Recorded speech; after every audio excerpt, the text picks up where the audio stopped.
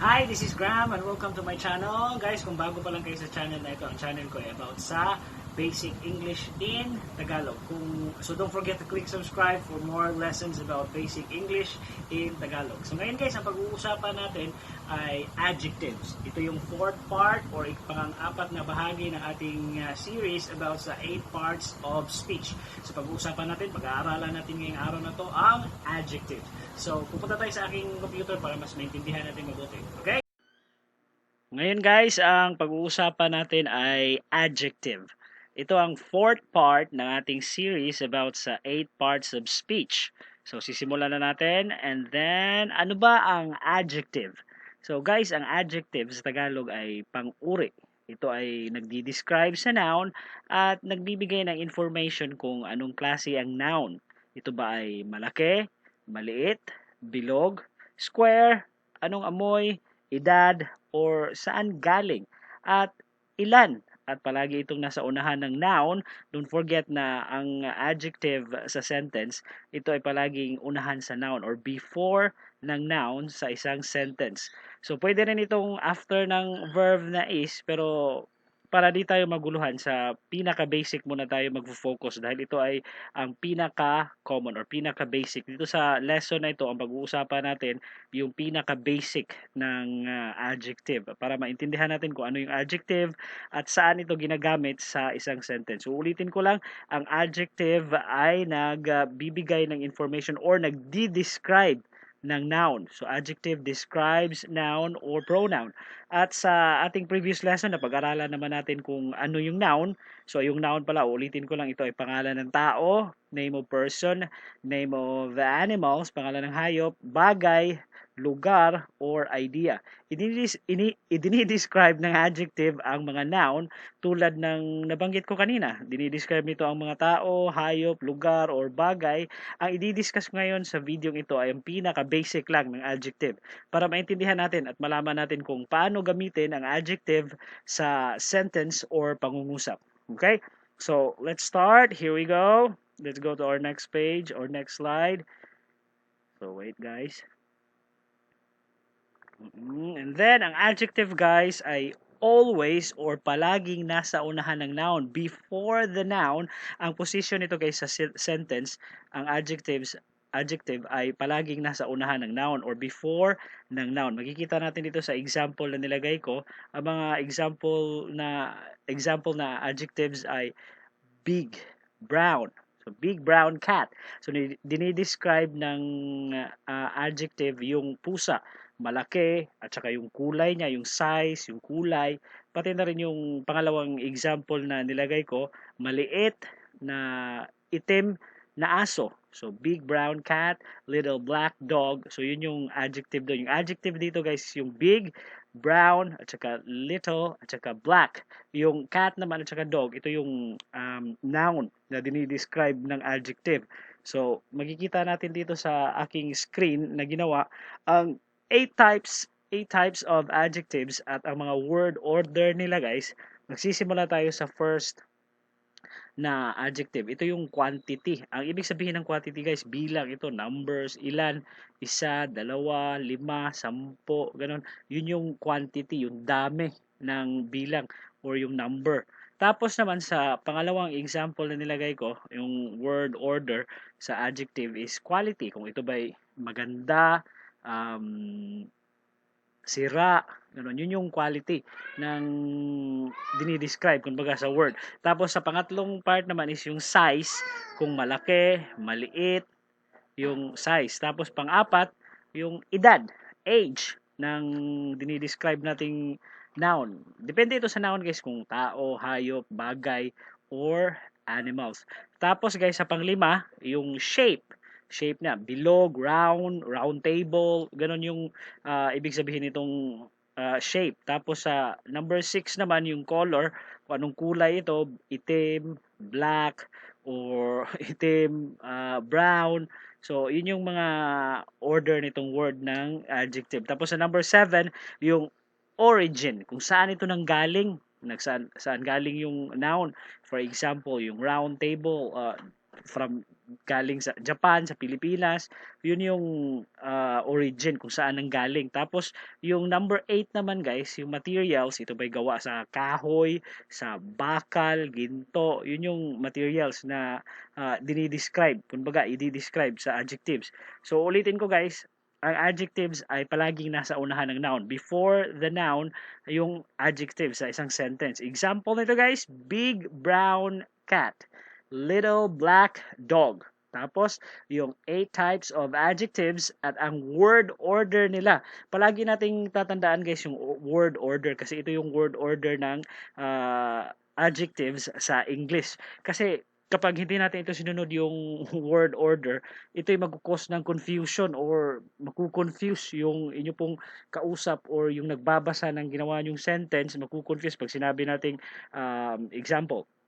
Gagawa tayo ng sentence. Round, 3, good, large, table. So, maguguluhan ka. Big, old, big, 3, good, table. So, napaka-confusing kasi susundin natin yung word order na 3, good, big, old, round table. So, parang ganun. Pero kapag kukumpletuhin mo yun, medyo over na yung sentence kapag sobrang describe, ang daming dinescribe mo na kung ubusin mo itong 8 types ng adjectives, yung order nila. Pero ito lang yung order. Mag-uuna talaga yung number, yung quantity, tapos susunod yung quality, size. Pero pwedeng hindi mo sundin yung mga isa-isa rito kapag nag-describe ka ng isang bagay katulad ng big, old, cow. So, parang ganun. So, size, tapos age, tapos pwede ring round,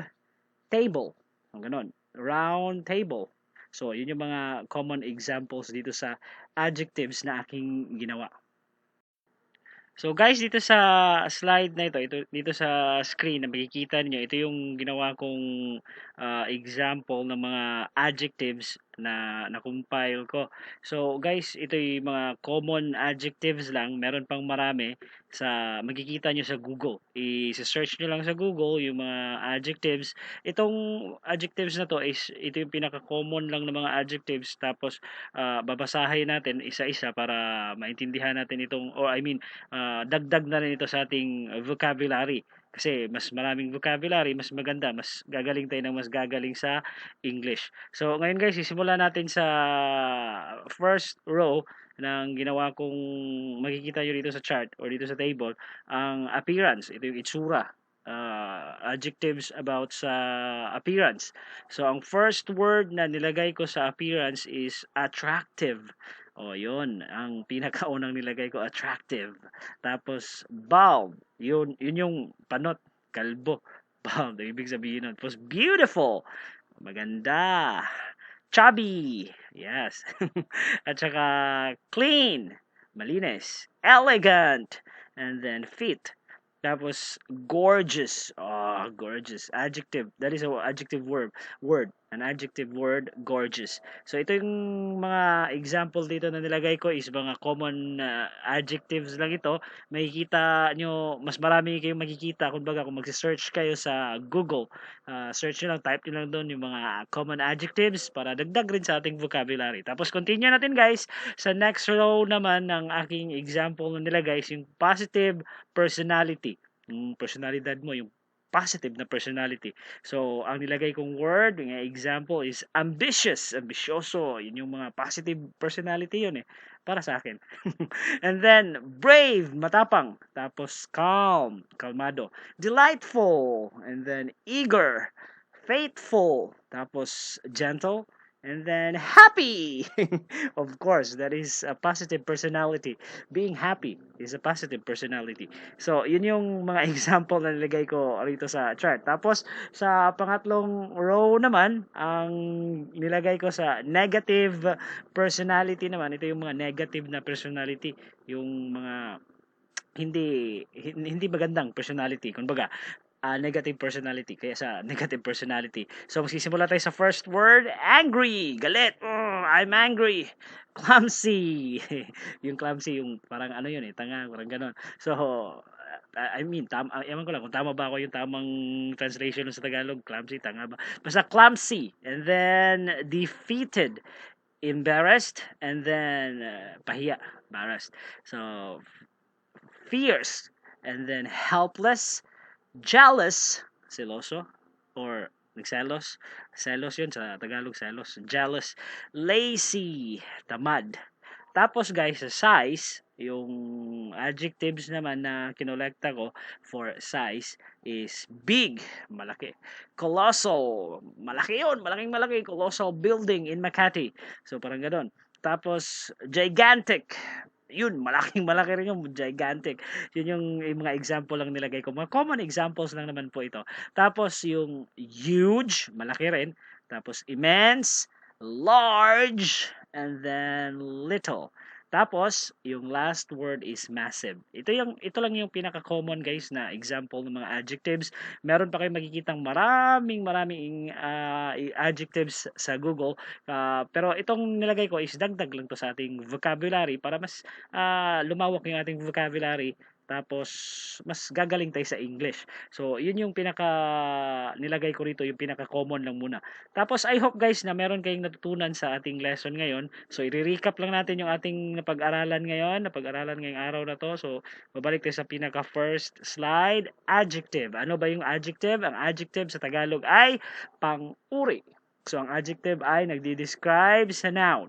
So, ano ba ito? So, ang adjectives ay palaging nasa unahan ng noun. So, sa position nito sa sentence, guys, ang adjective ay always na before sa noun. Nilalagay yung adjectives. At saka, ang example na nilagay ko sa sentence, big brown cat. So, yung big at saka brown, ito yung adjectives, nagdi-describe sa pusa na ito'y malaki at saka kulay brown ang pusa. Tapos, little black dog, maliit na itim na aso. So, dinidescribe ng adjective yung aso, yung noun na aso, little black dog. Tapos guys, ang pinaka-importante, yung 8 types of adjectives at ang word order nila. Dahil kapag walang word order, ito'y confusing. Kumbaga, yung adjectives kapag yung sentence kapag wala yung word order.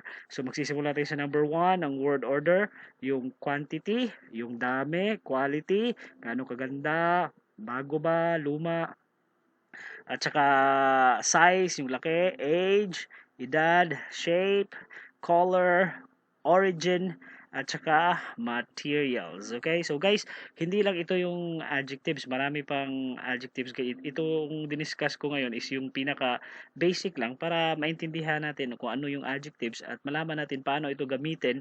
Malalaman natin kung paano ito gagamitin sa isang sentence. Okay?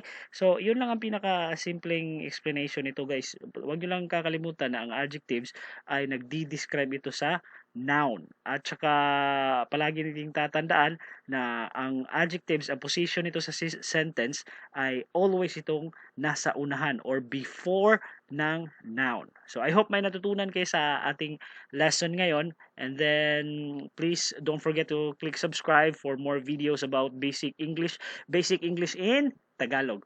And then you can easily search my channel guys sa YouTube. Ang isi-search nyo lang dun sa search box is #English in Tagalog. Walang space, and that's it. I hope na may natutunan kayo, and see you in my next video. Goodbye!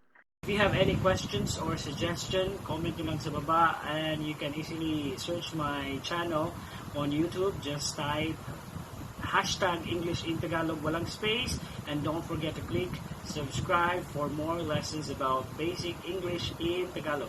And see you in my next video. Goodbye!